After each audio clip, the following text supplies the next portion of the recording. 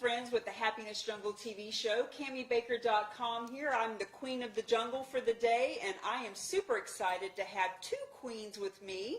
And I want to introduce you and tell you a little bit about how we met. So, as you know, I am the author of Mingle to Millions, The Art and Science of Building Business Relationships and Mastering Referrals. And because of that, I was doing a speaking engagement at a group on the North Shore, and I met Miss Lisa. And Lisa is beautiful. She helps people with their fashion and helps specifically men. I got to talk to her about that because I'm single. And so that's how she and I met. And then I found out she's doing a fashion show for men, a men's fashion show. And because of that, she's doing it at the Breakaway. The Breakaway? Breakaway, yeah. Breakaway. And so when she said she wanted to bring the owner of Breakaway on, I said, absolutely, let's do it. So, ladies, I'm so excited to have you here. I'm so excited to help you to promote your event that you have going on and just to hear a little bit about your story, how you got started in business, what makes you a power lady boss, you know, how, just the whole thing. So, Lisa, I'm just going to start with you, hon. Have you always been an entrepreneur? No, I have not, actually. But I watched my dad. My dad was a sales champion, and I learned a lot from him. We grew up with the books and the tapes, the Zig Ziglar, the Dale Carnegie, you know, so I had a really great foundation for sales and marketing. I actually did sales for about 18 years of my life, and coming out from that, I decided to search for, you know, other things, and that led me to where I am today. Well, that inspires me to hope that all the CDs and things that my daughter has been forced to listen to over the years, that maybe one day it'll rub off on her. She's actually 19 now, and I swear the entrepreneurial gene has skipped a generation, and it kills me. But so you were in sales for 18 years, yes. and you were telling me in your story that it set you up for what you're doing today. Tell me how being in sales and being in a man's world, kind of, yes. is what set you up for what you're doing now. Well, along the way, I have to tell you what I sold. I sold cars, and when I started selling cars, I had no idea about cars. I really didn't. I stumbled into this profession just because, you know, someone approached me with it. I didn't think I could do it. They were really desperate for salespeople. They were starting up a brand new dealership, and they approached me and said, you know, I really think you'll be great at this. And I go, like, you have to love people and you have to love cars, and you love both. And I said, yeah, but I really hate sales. So I interviewed, and I decided to give it a shot, and I started, and I got crushed. I got crushed. The guys either, you know, wanted to do other stuff with me, or they just hated me being there. And so they gave me a really hard time in the beginning. And you know, I eventually, one of the clients in particular that I approached was a friend of my dad's. And he looked at me, and this was a big turning point in my life, so I'll mention it. He looked at me, patted me on the shoulder, and said, Lisa, you know, this is all nice that you're coming to me, that you thought of me and everything, you know, but you will never sell me a car, because you'll just never know enough about a car that like a man would. So this is back in 1996. Challenge accepted. And I went home in tears and pretty much was going to quit that day. And my father said, you know, well, you know, you can quit and probably go do like some secretarial job or do, you know, whatever else that I was searching for at that time. He's like, or you could prove him wrong. And I'm like, I don't know how. And he's like, well, if he said that you will never know as much about cars like a man would, well, what are you going to do? I said, I have to know as much about cars as a man would. So I went to the library. There was no Google. There was no internet. There was nothing really except the library and magazines. So I bought every Consumer Reports I could find and Motor Trend, and went to the library. I got the Ladybird book, and I learned about a car. Mind you, I did not even know tires came in different sizes. So fast forward, I think about 2 years later or 3 years later, I became in the top 3. And then from my 4th year, I was top salesperson. I, you know, fell in love with it. I fell in love with my clients. I loved people, and I think that's what kept me there. So I had a great, solid 18-year relationship in car sales, I guess. And it wasn't just any car. You don't have to say the name, or you can. I don't know. But it was a high-end vehicle. Yeah, I started off with the dealership owned Honda, Land Rover, Jaguar. And I started off, learning those three, which doesn't sound like a lot, but those cars have an intense amount of information to learn. And if you want to be really good at your craft, you have to know it. And it was a lot of information. I feel like I should get some kind of a degree, the amount of study and research and education and comparisons that I had to do. And then eventually I moved on to BMW with the Brayman Group in Palm Beach, which was a very phenomenal brand. They also carried Rolls-Royce, Bentley, Porsche, which I got to drive all those cars, and it was pretty fun. And the beautiful thing about that is working in a man's world. Yes. And working in an elite luxury brand. Yes. You got to notice and learn and see what styles looked good, and that leads us into today. So tell us a little bit about what you do today. So my passion, really, what I just established from working all those years in the dealership was that knowing my professional image did matter. And so if I presented myself in a professional manner, if I looked more professionally, I did get the positive attention that I needed in order to be successful. And so I noticed that a lot of salespeople didn't do that necessarily. They didn't think it was important. But I really wanted to show them that it is. So along the way, I did meet with a life coach, and she really got me to stop and think about what were my passions. And I kept coming back to this, trying to share with the world just how important it is to present yourself in a very professional manner, in a respectful manner, to look respectful at all times, just to have that really pleasant disposition that people want to approach. And I think that's so important, because I think a lot of people who don't get that, they may have really great story to sell or information or a product to sell, but they may come across the wrong way that may turn off people, and that's just another hurdle to struggle with if you're in the sales industry. So for you specifically, you help people to come up with their style, with their clothing, their look, the whole thing, and specifically for men. Who's a perfect client for you? Oh, anyone, especially anyone going through a transition. Let's say there was a change in careers, someone with a weight loss or weight gain situation. I deal with a lot of men who are going through a divorce, and divorce does affect one not only personally but physically and professionally in some cases. So I just, because I've had a similar situation, I am able to embrace and nurture that and help them try to find that path of reestablishing their confidence and reestablishing, that look of, that extra edge, that sharpening up that edge. Well, we definitely need to partner up more often because my thing is all about who are you being? Who are you being? Mm-hmm. And so my specialty is personal branding, yes, lead generation, and business networking strategy. But I am not going to go into a store and tell you what colors look good on you or what's the best hairstyle. Like, I'm not the stylist. I don't know any of that stuff. I help them from the inside out. Who are they being? What are they saying? And more importantly, how are they saying it? Mm-hmm. So when they can physically look good, I always say it's not what you wear, it's how you wear it. That is true. It's how you wear it. Because I have had on a $10 dress and have people say, oh my God, I love that dress, I love that dress, I love that dress. And it's not because it was a $5,000 Gucci dress, it's because of how I wore it. Mm-hmm. So it's so important. So Miss Cheryl, let us not leave you out of the conversation. So how did you ladies meet? And tell me a little bit about your business history. Well, I met Lisa through the Breakaway. She came in one time, and we immediately hit it off. She's very smart and bright, and she was helping us because the Breakaway opened about two and a half years ago, and it was a sinking ship. We kind of took it over and really had to invest a lot of time into it. It needed TLC. It hasn't been touched in a long time. So Lisa was kind enough. She came in and she was kind of a light and built us up a little bit with her smile. So, and some of the great ideas that she had, and so we networked a little bit, and that's how I met. So not only can you refurbish somebody's look, you can refurbish somebody's business. Sounds like you're multidimensional. I don't know.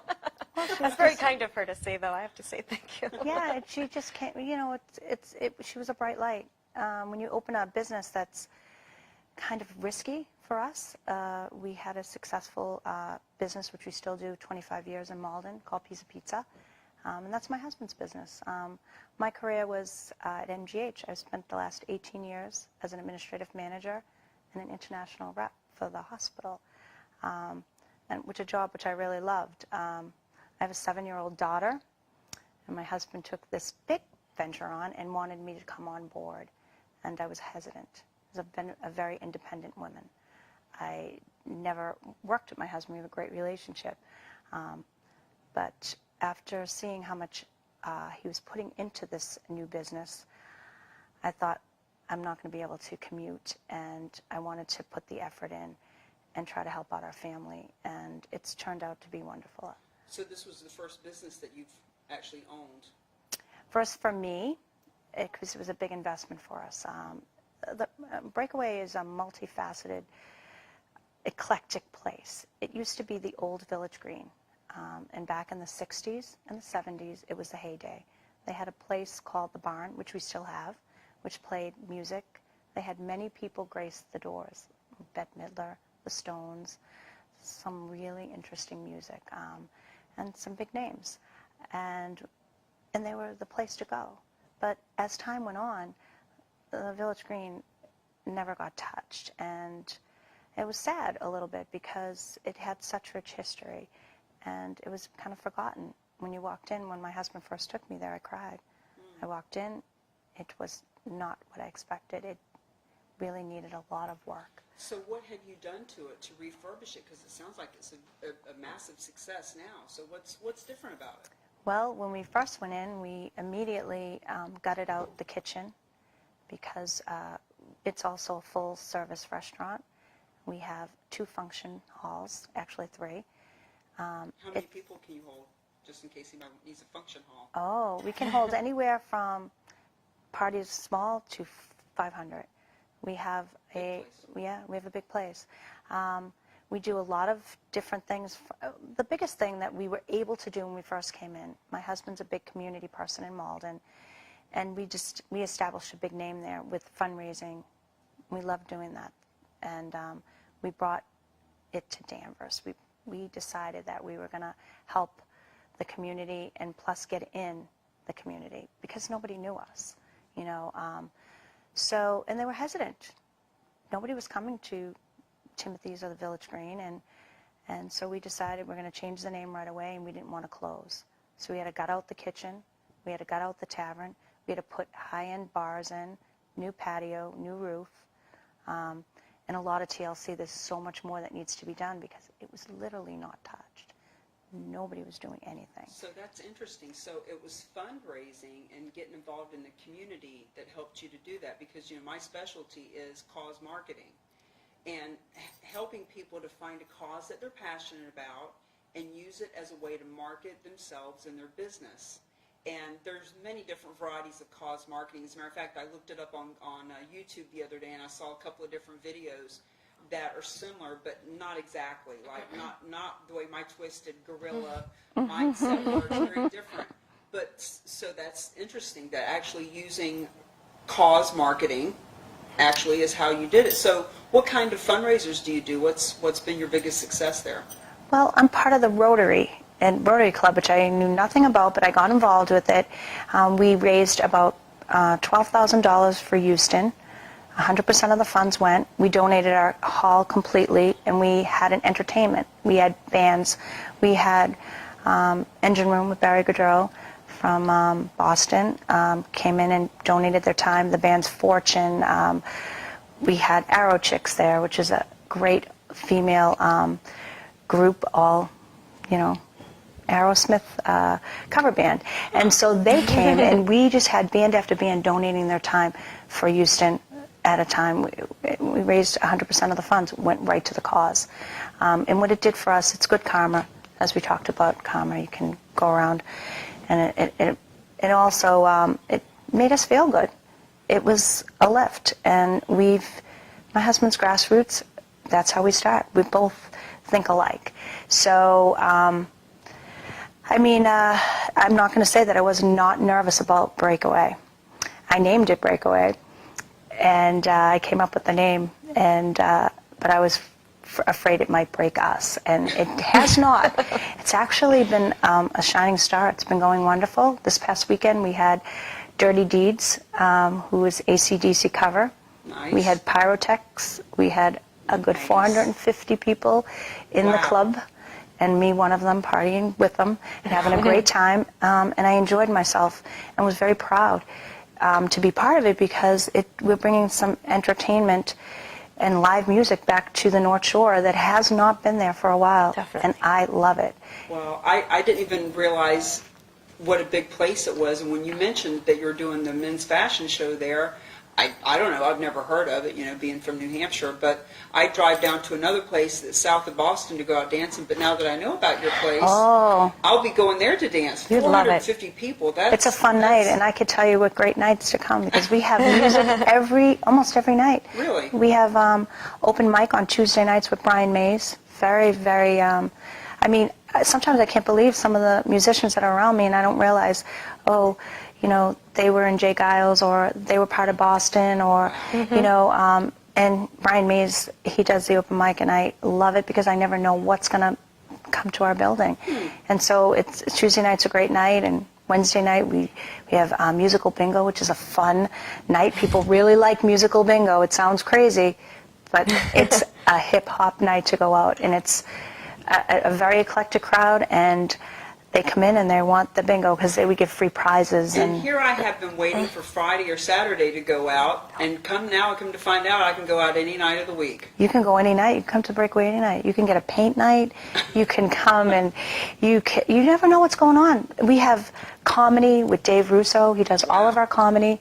So some nights you can be upstairs in the Highlands at a comedy night, and you can come downstairs and enjoy the band that's playing. Or you might want to come and enjoy Kimba karaoke. He does every Sunday night. We have Jimmy Allen, who does country music. We have lots of country bands that come in. We have a popular one called No Shoes Nation. It's Kenny Chesney tribute band. They're amazing. It almost sounds like a amusement park or something. Like there's this part, and then there's this part. There is. You go up here. Do you remember the Palace? It kind of reminds me of the Palace a little bit back in the day, because the Palace used to have all these little rooms. So if you wanted to go and enjoy rock music, which I like, you could go into this area. But if you're not so much into rock music, you could go over here and go to karaoke. Well, it's kind of like going on the booze cruise. So on the booze cruise, they got top 40 music on the main deck, and then you go down and there's a band, and you go down one more level and it's techno. It's funny. It's a big place. You just never know what's going to happen. I mean, sometimes there'll be somebody getting married up in the Highlands, and they're having a wedding, and then their wedding party will come down, and they'll all be dancing in the club side, which is the barn, the original barn. It's so much. There's so much going on, and I love being part of it. We might be doing a fundraiser. We've done fundraisers, such great causes, and well, the fundraiser that you're doing together is for DARE. That is correct. Yeah. So talk to me a little bit about how you chose that cause and how that all came about. Well, just with the drug epidemic today, and we wanted to really support the Danvers police in their efforts with DARE, and just make it aware, because it's what's going on in the world today. It's starting very young. We're not talking of, we're talking kids 10 years old and more, and they need to make our children aware, starting at an early age. My daughter's very young, and she knows already, because they're already presenting it in the schools. And the DARE program is such a great program. Danvers is a wonderful community, and we wanted to try to help them with this. And Derek Kalala is his last name? Mm-hmm. Yep, Derek Kalala heads this up, and we wanted to support this. We thought of a lot of different things to do, but this struck out as what we really wanted to. Well, and of course, with you being involved, of course it would be a fashion show. Yeah, actually the idea came between Cheryl and myself. We originally thought of just a general fashion show, and I said, Cheryl, what about a men's fashion show? Let's do something different, just do a men's networking fashion show event, but, let's still use it for a cause. And we both agreed right away. So we started getting together and putting some things together. One of the things I know just talking about the Danvers police, that the DARE program started, I think, in the Reagan era, where there was that war on drugs. And back then, they got a lot of support from the government, and just in whole, their average fundraiser, I think, or average funds into the organization was probably somewhere like $10 million. Now it's whittled down to about 3 nationwide. And so I know for a fact that they are doing fundraisers every single month because they need help. They really do, in order to keep doing what they're doing. And I think it's still, the problem hasn't gone away. Look how many years there's been this war on drugs. The problem hasn't entirely gone, but drug education is key.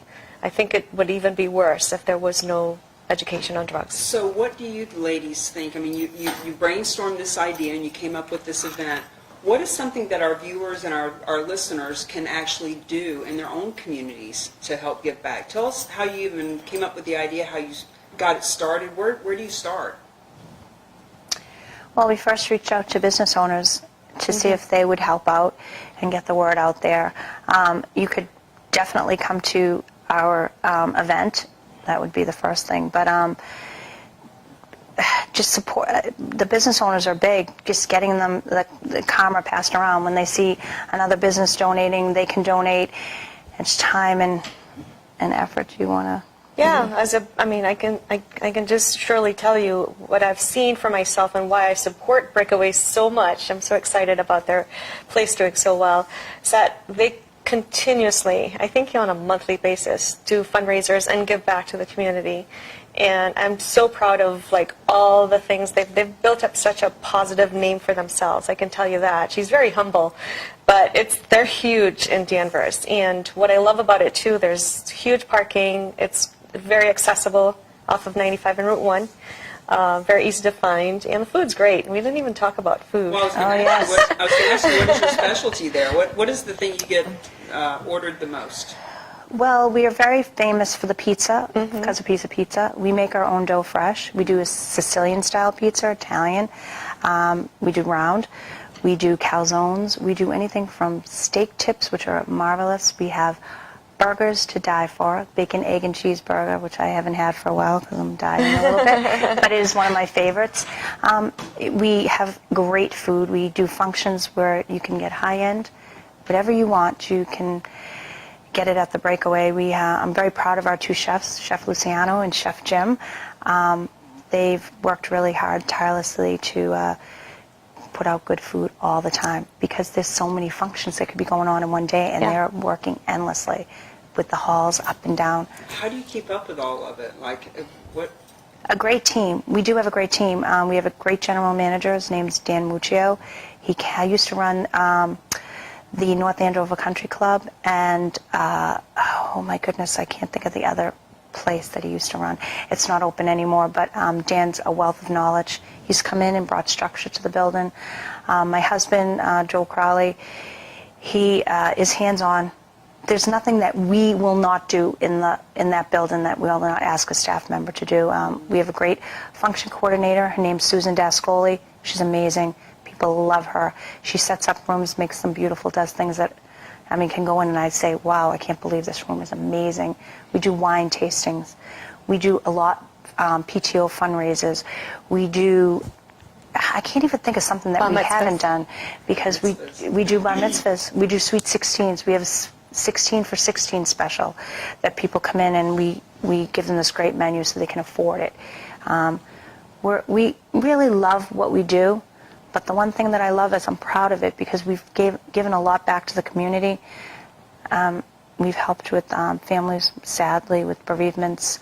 We've had them come in and at sad times, but we've turned some things around. We helped raise money for a family. They lost their daughter very young, and we did a memorial. We were able to raise $42,000 that night, and things that would be unbelievable. Social responsibility is such a big buzzword now. So many companies understand social responsibility. They have a responsibility to be social, to understand the social needs that are at play in the world, and people want to do business with a business that's socially responsible. So this is just a great example of the fact that you're being so successful because of the good that you're putting out into the world, and that you're giving back. It's just such a beautiful thing. So tell me a little bit about who is a perfect client for you. Give me an example of someone that you've worked with and where they were when you met them and where they are now today. So I belong to, I'm one of the professionals of the Vesta Redefining Divorce. It's founded by Deanna Coyle, and we're a group of professionals that provide support to people going through the divorce process. So a lot of my clients are divorced and divorced men.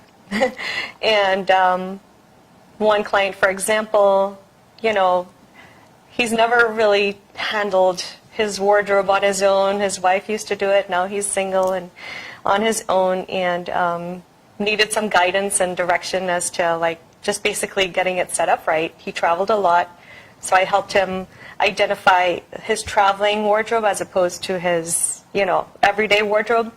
I also took the prerogative of helping him shopping for him, and then he wanted to have his pictures taken so that he could put it on the dating sites. So I then did a wardrobe styling and getting him ready for his photo shoot, which he now uses for his dating site. So it was a full service from getting him just organized, get dressed, and looking good, feeling more confident. Well, God bless you for helping guys with that, because being an online dater myself, I know there are some really bad profiles. So we are running out of time, and I'm just going to have to say goodbye. I would love to get your last little pieces of advice, but let me just say, make sure you have them cut their nose hair and their eyebrows. Yes. Right? Yes. You see? Yes. See? The women, we see that. Yes. Cut it. Cut it. It's hanging out. We see it. I've seen people just golf balls hanging out of their nose. So, Happiness Jungle TV show. Super excited to have Lisa and Cheryl on. Thank you. If you can make it on June 14th, that's when the fashion show is. And we look forward to you having a happy, happy day. Thank you. You're good at this. I'm so